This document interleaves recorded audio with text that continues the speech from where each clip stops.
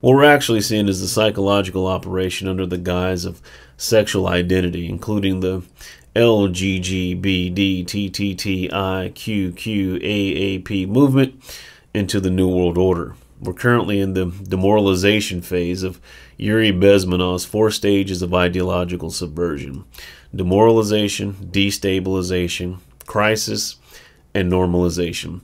One of the most deceptive aspects of the PSYOP was to turn the depopulation agenda into a social movement that lumps together critical race theory, the suffering of minorities, gender confusion into an incoherent but workable LGBTQQAAP movement, where the very people they claim to liberate, the real intention is to destroy them physically, mentally, emotionally, and spiritually. People that of predominantly one class, the middle class, they lobby, they march, they parade in the streets, they rally to their own extermination.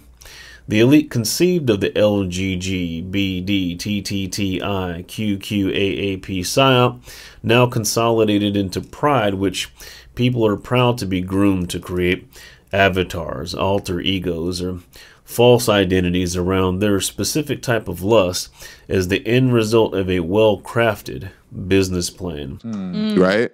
And how do we feel about transgenderism being pushed on children? It's ridiculous.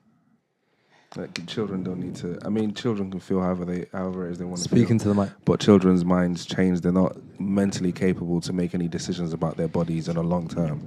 I feel like it's ridiculous. I mean, I feel like it may be helpful for acceptance of, you know, the society, you know, maybe to educate them a little bit, but I feel like it's going to do more harm than good. I feel what gets me annoyed about it is just that kids are struggling to read and write and do basic arithmetic and stuff like that. But yeah, we're spending all our time teaching about relationships at such a young age, you know, and stuff like that. I think let kids enjoy their childhood. Yeah. You know, at some point, there has to be at some point when they're about maybe 10, 11, 12, that you talk about what happens in life. Some people identify as gay, some people identify as lesbian, some people identify as trans, you know, but you still have to respect them if you don't agree with them.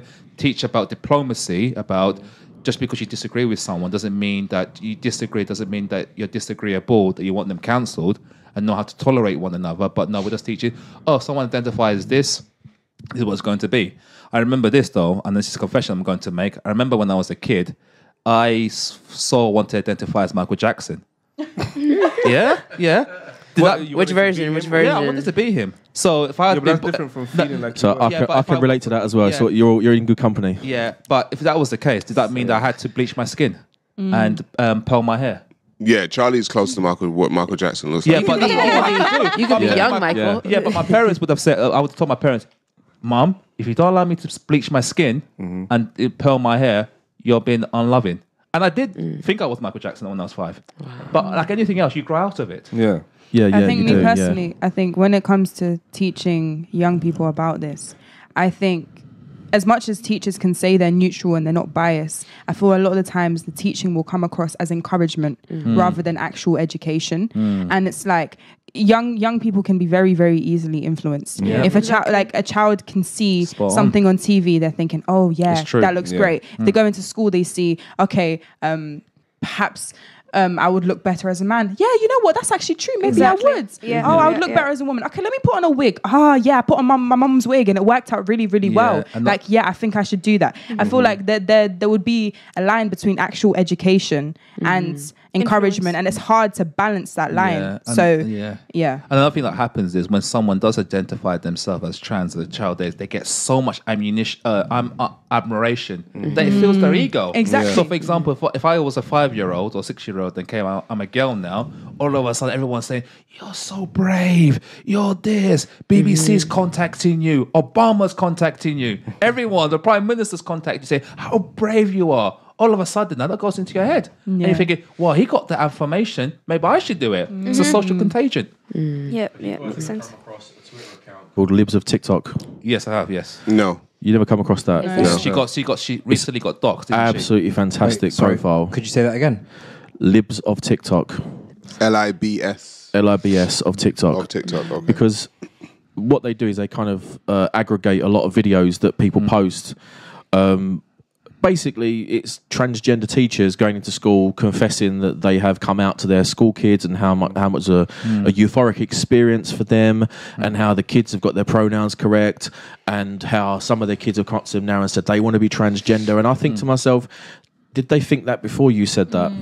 Because the way I look at it is, which one of you here said that kids are impressionable? Me. You're absolutely spot on. I'm a dad.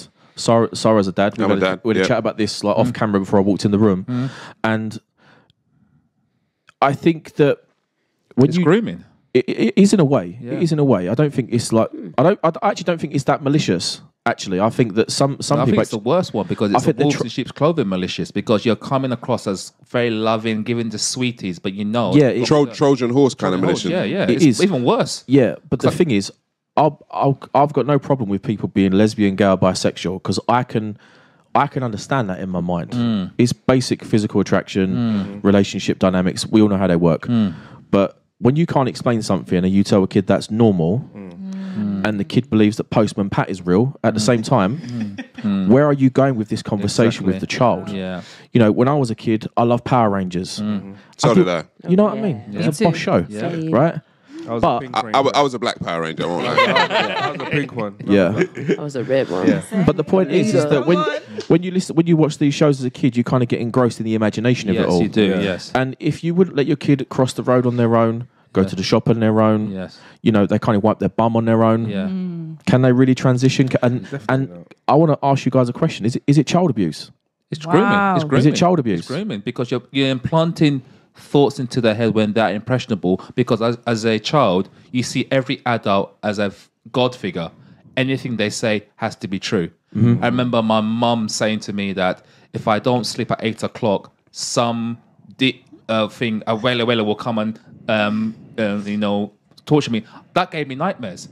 So imagine it says, oh, because you like teddy bears, or I like Care Bears, by the way, when I was a kid. Confession. Does that mean you're very? Oh, you like Care Bears, do you? Maybe you're a girl. And I'm saying, maybe I am. So I'm just saying how impressionable you are. You're right. I think it's grooming. Yeah. I think Joe Rogan said it, didn't he? But I think some of these people actually think they're doing something good, which is where you get that.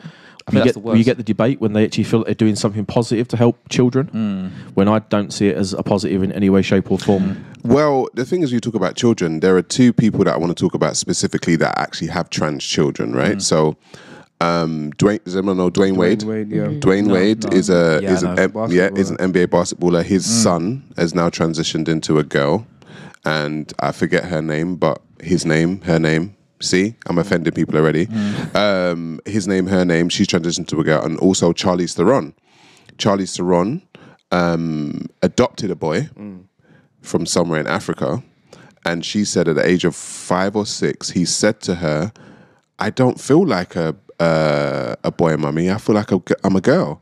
And now, if you were to look at pictures of when she adopted him, as to now, he's a whole girl, right? And this is like, she's got him in like blonde wigs and all kinds of stuff. Do you know what I mean? So the trans child thing is also a thing, and it's like they're allowing children to make decisions at such a young age that are going to affect the rest of their lives.